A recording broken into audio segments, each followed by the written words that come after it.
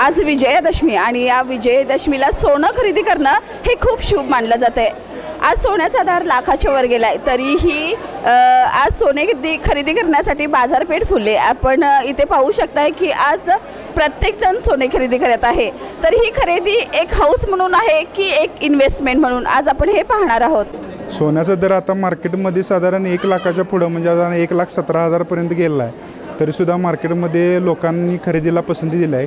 कमी वजनाचे दागिने जास्त करून लहान वेडणी किंवा लहान कॉईन बाटल्या बांगड्या अशी मोठे आयटम न घेता लहान वजनाच्या दागिन्याला ग्राहकांनी चांगली पसंती दिली आहे। त्यामुळे आता एवढ्या रेटला सुद्धा चांगला प्रतिसाद मिळाला ग्राहकांचा।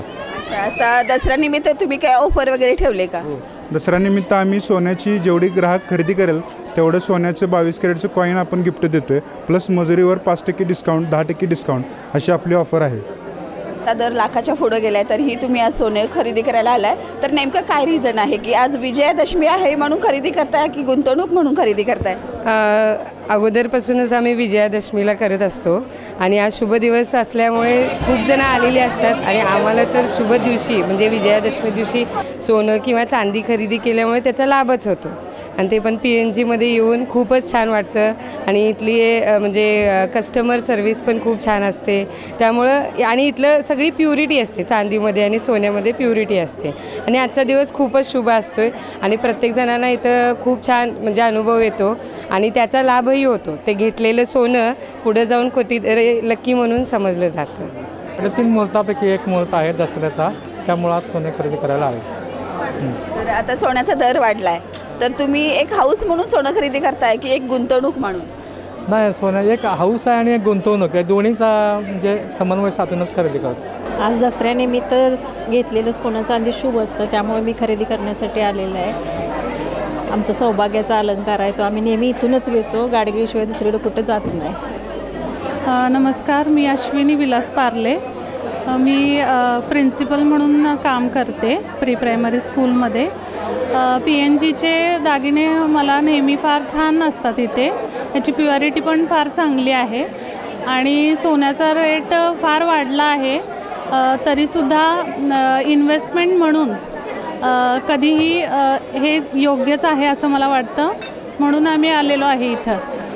तुमच्या खरेदीवर दर वाढल्यामुळे तुमच्या खरेदीवर काय परिणाम झाला आहे का? खरेदीवर परिणाम म्हणजे आम्ही आता थोडे म्हणजे पुढे गेलेलो आहे, त्यामुळं मला काही असं काही वाटत नाही आहे। जो काही रेट आहे तो ते खरेदीला आला, तर एक सोन्याची दर आता बघतोय आपण फार वाढलेले आहेत, तर एक इन्व्हेस्टमेंट म्हणून खरेदी करताय एक हाऊस म्हणून खरेदी करताय? हाऊस पण आहे आणि इन्व्हेस्टमेंट पण आहे, कारण सगळ्यात गरजेला जर लगेच कोण उपलब्ध होत असेल तर ते सोनं, त्याच्यामुळे आम्ही खरेदी करतो। दोन्ही गोष्टी साध्य होतात, हाऊस पण होते आणि इन्व्हेस्टमेंट पण होते आणि इन्स्टंट लिक्विडिटी हवी असेल तर सोनं हा सगळ्यात बेस्ट ऑप्शन आहे, त्याच्यामुळेच आम्ही ते खरेदीला आलो आहोत। खरेदीसाठी आली आहे म्हणजे माझं लहान बाळ आहे आणि त्याला एक नवीन इन्व्हेस्टमेंट पण आणि आज मुहूर्त पण चांगला आहे म्हणून सोनं खरेदी करायला आलो ॲक्च्युली। पण वाढता दर आणि सगळी सर्कमस्टन्सेस पाहता सोन्यामध्ये इन्व्हेस्ट करणं कधीही चांगलं, त्यामुळे लहान बाळासाठी म्हणून मी आता हे खरेदी करायला आली आहे।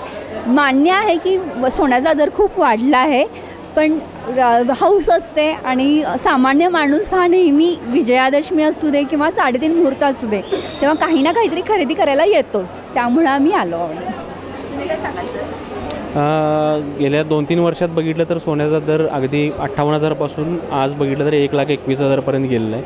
सो आता हे एक इंडिकेशनच आहे की सोन्याचा दर हा पुढं पण वाढत जाईल आणि आज पण लोकांना हा दर तसं म्हणायला गेलं तर कमीच आहे। जर वर्ल्ड सिच्युएशन बघता तर पुढं जाऊन सोन्याचा दर हा अजून वाढेल, या आशेने लोक इन्व्हेस्टमेंट म्हणून पण सोनं घेत आहेत। एकंदरीतच ही गर्दी पाहिली तर विजयादशमीचा उत्सव, सोन्याची चमक आणि नागरिकांचा उत्साह हा इथला संगम आपल्याला आज इथं पाहायला मिळाला। कॅमेरामन केतनसह मी सुरेखा, तारा न्यूज, कोल्हापूर।